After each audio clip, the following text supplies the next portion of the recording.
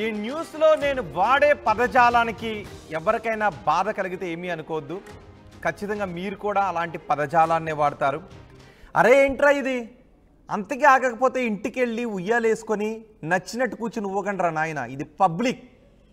Road మీద వెళితే ఇలాంటి చేస్తలా. ఎవరినైనా గుద్దితే వాళ్ళ ప్రాణాలు పోతే ఎవరు సమాధానం చెప్తాడు? వాళ్ళ కన్న తల్లిదండ్రులు ఎవరో చూసి కొంచెం బుద్ధి చెప్పండి అమ్మా, వాళ్ళని అదుపు చేయండి కొంచెం.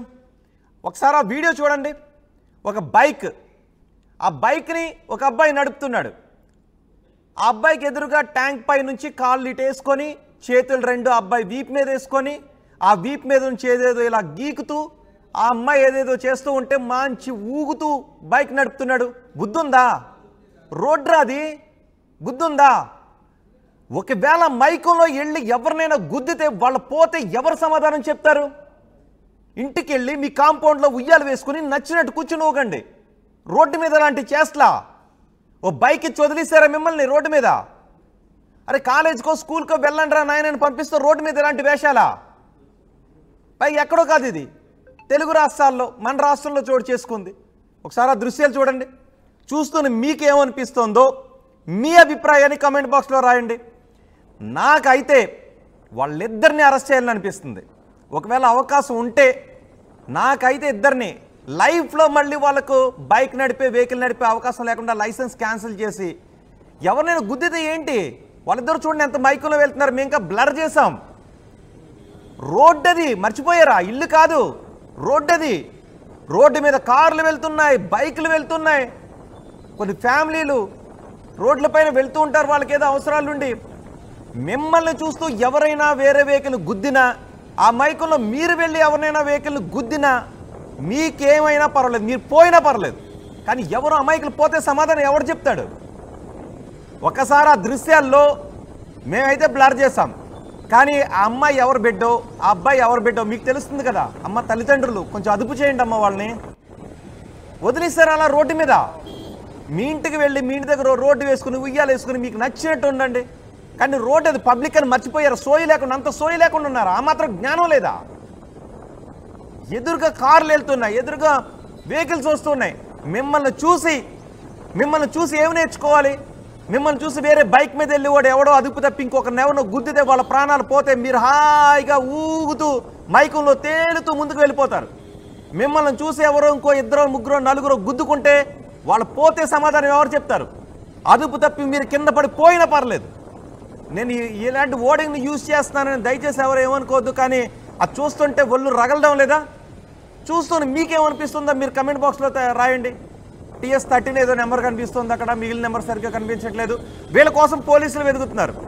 వీళ్ళెవరో మీకు తెలిస్తే మీ ఆ సమాచారాన్ని కనీసం పోలీసులకు ఇవ్వండి. ఆ మాత్రమైనా మనకి బాధ్యత ఉంటుంది. హైదరాబాద్లో నడి రోడ్డుపై వెకిలి చేస్తలా.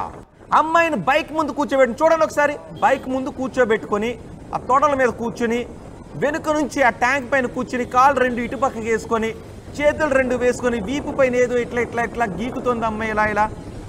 ఆ గిలిగింతలకి మనోడికి మైకుల్లోకి వెళ్ళిపోయి ఎవరైనా గుద్దితేనో ఏంటి పరిస్థితి? రివర్స్లో కూర్చోబెట్టుకుని ముద్దులు పెట్టుకుంటారా? బుద్ధుందా? ట్యాంక్ పై రివర్స్లో కూర్చోబెట్టుకుని అమ్మాయిని అలా నడుపుతావా? బుద్ధుందా? అమ్మాయితో ముద్దులు పెట్టుకుంటూ ఆ డ్రైవ్ చేసిన కుర్రాడు పహాడీ షరీఫ్ ఏరియాలో ఈ ఘటన చోటు చేసుకుంది.